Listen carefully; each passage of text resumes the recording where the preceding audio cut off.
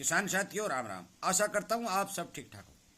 साथियों, मैं आपको बता देना चाहता हूँ कि पहले जो वीडियो हमने पहला बनाया था सरसों के बारे में, जो 6 वैरायटियों का बनाया था, दूसरा वीडियो जो बनाया गया वो किस ज़मीन में कौन सी वैरायटी बोनी चाहिए, और तीसरा वीडियो जो बनाया गया वो कौन सी किस्म के अंदर कितनी खाद देनी चाहिए, और आज एक चौथा वीडियो बनाया जा रहा है।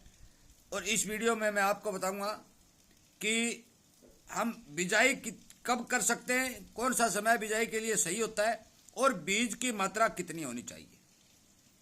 साथियों, इसी तरह की जानकारी मैं समय से पहले किसान को सचेत और सावधान करने के लिए इस चैनल के ऊपर वीडियो के द्वारा आप तक पहुंचा रहा हूं।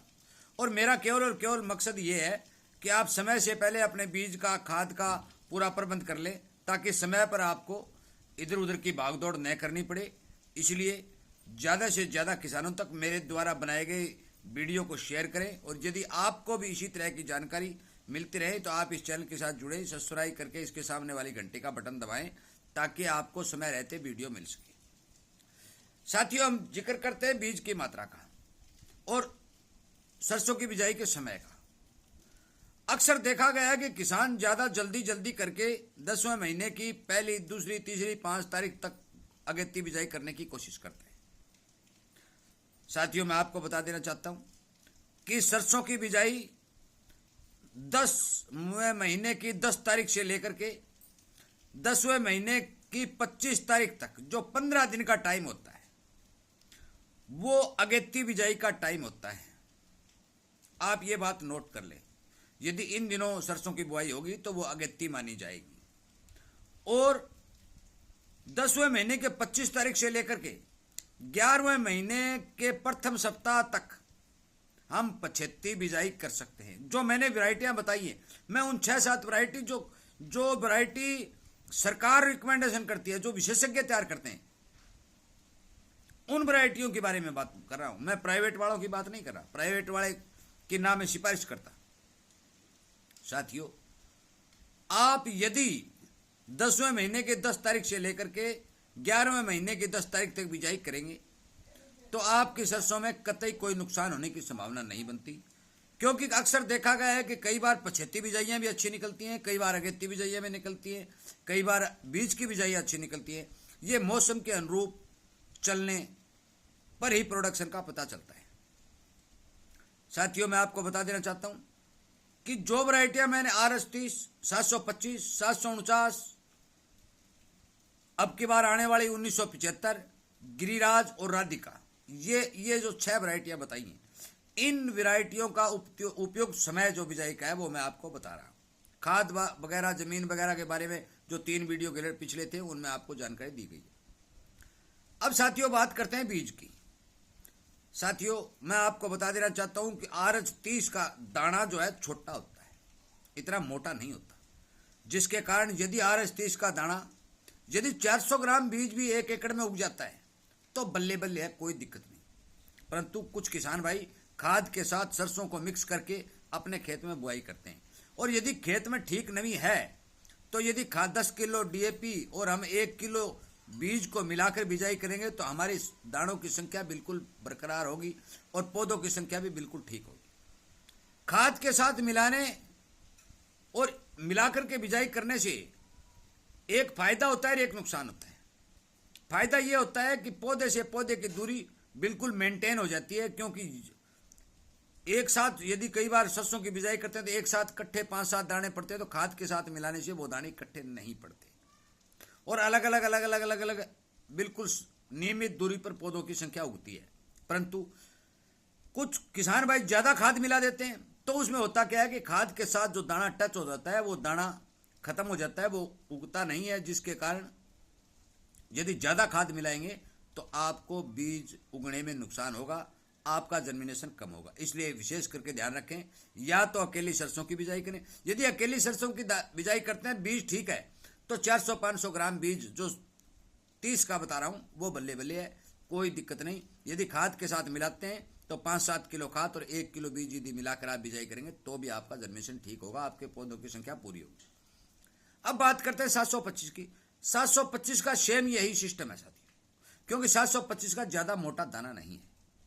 इसलिए आप 400, 500, 600 ग्राम तक आप डाल देते हैं अकेली, और यदि डीएपी के साथ मिलाते हैं तो 1 किलो, तो बिल्कुल सही आपकी संख्या बढ़ेगी।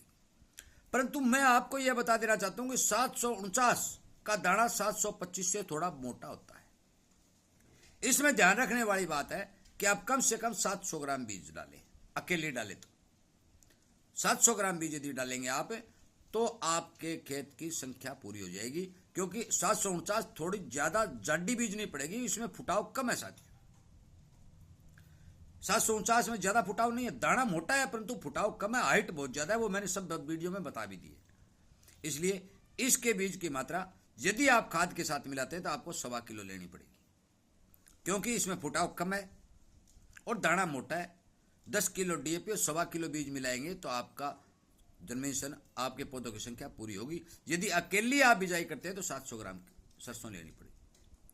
अब साथियों बात करते हैं गिरिराज की। साथियों गिरिराज का दाना कबूतर की आंख के बराबर है, पूरा मोटा है, ग्वार के दाने से आधा दाना गिरिराज का है, मैं आपको बता देता हूं। और तभी तो इसमें 42% तेल मिलता है और दाने में वजन भी ज्यादा है। 100 दानों का वजन यदि आप 30 का, 25 का और 49 का, यदि 100 दानों का वजन लेंगे और बराबर गिरिराज का लेंगे तो गिरिराज का वजन प्लस बैठेगा, जिसमें कोई शक नहीं है। क्योंकि मैंने पिछले साल बोई है, अब की बार भी मेरे पास 70-80 किलो बीज है, मैं किसानों को भी दूंगा, वो हर किसान बोएगा। अगली बार जो है काफी क्षेत्र के अंदर गिरिराज आपको दिखाई देगी, आपको पता भी चल जाएगा। इसलिए इस सरसों को यदि आप 1 किलो 10 किलो डीएपी के साथ और आधा किलो या 600 ग्राम बिना डीएपी के बोएंगे तो भी काम चल जाएगा। क्यों चल जाएगा? कि इसके अंदर फुटाव ज्यादा है। फुटाव ज्यादा होने के कारण, जिस किस्म के अंदर फुटाव ज्यादा होता है उसमें यदि हम बीज कम डालते हैं तो भी हमारा काम चल जाता है। और सेम कहानी राधिका भी यही है।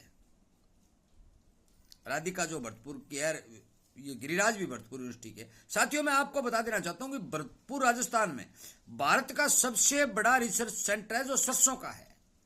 वहां की वैरायटियां पिट नहीं सकती और न ही वहां की वैरायटियों का कोई मुकाबला है, यह भी मैं आपको आश्वस्त करना चाहता हूं। आप बेशक भरतपुर जाकर बीज लेकर आ सकते हैं, आपको समय पर बीज मिलेगा। आप उनके फोन नंबर देखिए और बीज वहां से उपलब्ध कर आपको मिल जाएगा। मैंने पिछले साल ये सरसों बोई है और किसानों की बोई हुई देखी भी है। 3-4 साल तक लगातार ये बुआई किसानों ने की वहां के, और वहां मैंने देखी, बात की, उसके बाद में मैं बीज लिया करके वैरायटी लगाई। सरसों का दाना गिरिराज का सबसे मोटा है।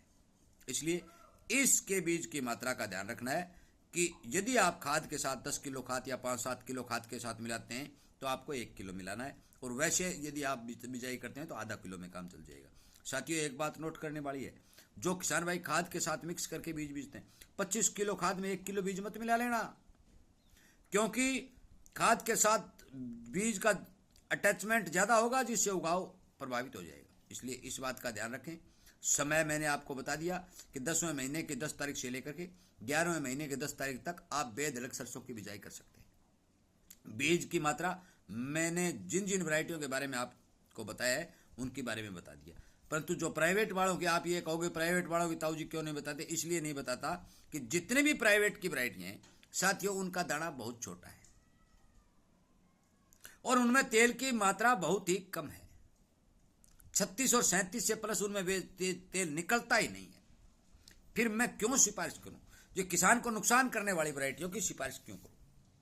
पूसा विजय के बारे में मैंने बताया, जो पूसा यूनिवर्सिटी के, वो अलवर साइड के अंदर या इधर ब्याणी ब्यूनी साइड के, ब्याणी रोहतक इस साइड के किसान बोते हैं, उनमें तेल 42% है। जो गवर्नमेंट की, जो रिसर्च सेंटर से सरकारी संस्थान जो वैरायटियां निकालते हैं उनमें तेल की मात्रा प्लस होती है। तब मैं हर बार सरकारी वैरायटियों की सिफारिश कर रहा हूं। यदि तेल की मात्रा प्लस होगी तो फिर दानों में वजन भी ज्यादा होगा, दाना मोटा भी होगा और प्रोडक्शन भी ज्यादा होगा। साथियों मेरा कोई प्राइवेट कंपनी वालों से कोई दुश्मनी नहीं है, ये सोच रहे हो आप ये प्राइवेट वालों की दुश्मनी नहीं है, परंतु मैं क्वालिटी, जो बीज की क्वालिटी है वो आपको बता रहा हूं। प्राइवेट यूनिवर्सिटी की या प्राइवेट फार्म की यदि कोई मोटे दाना की और 45 तेल की होगी तो मैं उसकी सिफारिश कर दूंगा भी आप ये भी जो इसमें इतना तेल है। परंतु जब महीम दाना और वही लाल रंग का दाना और फुटाओ फुटू थोड़ा बहुत ठीक है, परंतु लड़ियां बहुत कम है, प्राइवेट वाली लड़ियां नहीं है। एक आधी 1947 जैसी लड़ियां हैं तो वो बहुत ज्यादा लड़ियां फैल जाती हैं, परंतु उनमें क्या होता है कि वो प्रोडक्शन नहीं देती। श्री राम की जो छिपी हुई वैरायटियों की एक वैरायटी आती है, देखने में वो लगती है 25 मन 40 मन हो जाएगी, परंतु निकलती नहीं। एक कर्जा पाड़ आती है, उसको देखने में लगता है ये 60 मन हो जाएगी, परंतु निकलती नहीं। साथियों, मेरी बात पर ध्यान दें, ज़्यादा से ज़्यादा किसानों तक इस बात को शेयर करें, और यदि मेरे द्वारा दी गई जानकारी आपको अच्छी लगती हो तो आप इस चैनल के साथ जुड़ के इसके सामने वाली घंटी का बटन दबा दें। साथियों, मेरे पास 70-80 किलो गिरिराज वैरायटी जो भरतपुर के उसका बीज है, मैं उन किसानों को दूंगा। उनके खेतों में जाकर के आपको गिरिराज का जो प्रदर्शन है वो दिखाऊंगा। समय आने दो, फिर आप खुद कहोगे कि वास्तविक बात ताऊजिया वाली ठीक है, क्योंकि मैं किसानों से खुद रूबरू होकर उनके खेत में जाके फसल को देखकर उन्हीं की जुबानी आपको बताऊंगा, तब आपको तसल्ली होगी। साथियों, वीडियो सुनने के लिए, लाइक करने के लिए, शेयर करने के लिए आपका बहुत बहुत धन्यवाद। आपका कोई प्रश्न हो तो कमेंट के माध्यम से हर किसान तक पहुंचाने की कोशिश करें, ताकि हर किसान को इस बात का पता चले। साथियों, आपका बहुत बहुत धन्यवाद करते हुए मैं वीडियो को विराम देता हूं। राम राम।